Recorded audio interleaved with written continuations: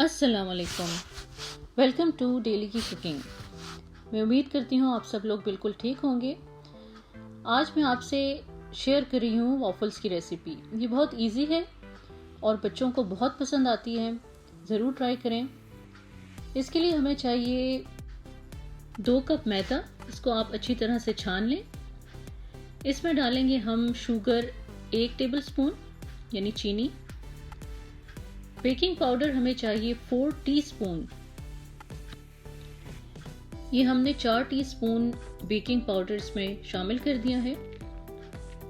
अब हम इसमें डालेंगे 1/4 चम्मच नमक का। ये ऑप्शनल है अगर आप डालना चाहें, लेकिन इससे टेस्ट अच्छा आता है।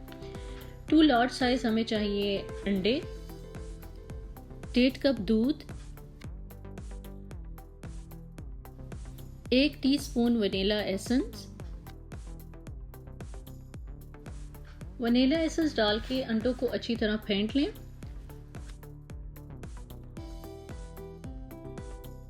जो भी ड्राई इंग्रेडिएंट्स में डाले थे उसको अच्छी तरह से मिक्स कर लें।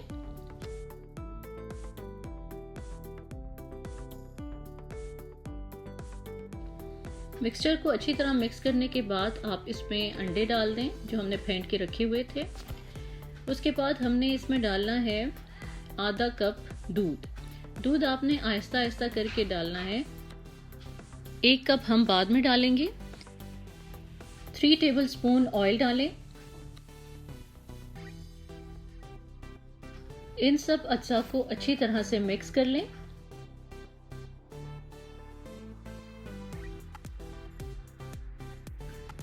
एक कप जो दूध हमने बचा के रखा था वो सारा हमने इसमें डाल देना है और इसको अच्छी तरह से हमने मिक्स करना है कि इसमें कोई भी गुठली ना बने और एक पतला सा बस इस तरह का आपके पास मिक्सचर बैटर तैयार हो जाए।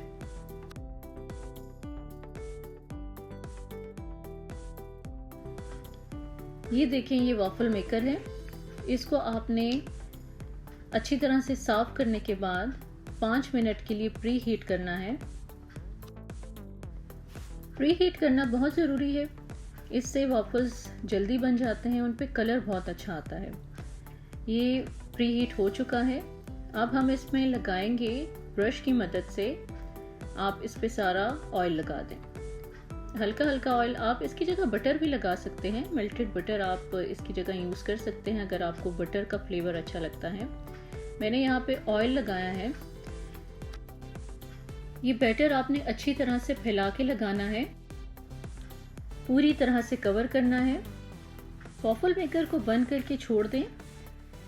ये बहुत जल्दी बन जाते हैं, 5 मिनट में वॉफल्स तैयार हो जाते हैं। ये देखें, वॉफल्स तैयार हैं। बहुत अच्छा गोल्डन कलर आया है। अगर आपको इससे ज़्यादा क्रिस्पी करने हैं तो आप दोबारा से ऑयल या बटर लगा के आप उसको थोड़ी देर के लिए फिर से रख लें तो बहुत अच्छा क्रिस्पी से वॉफल्स तैयार हो जाते हैं।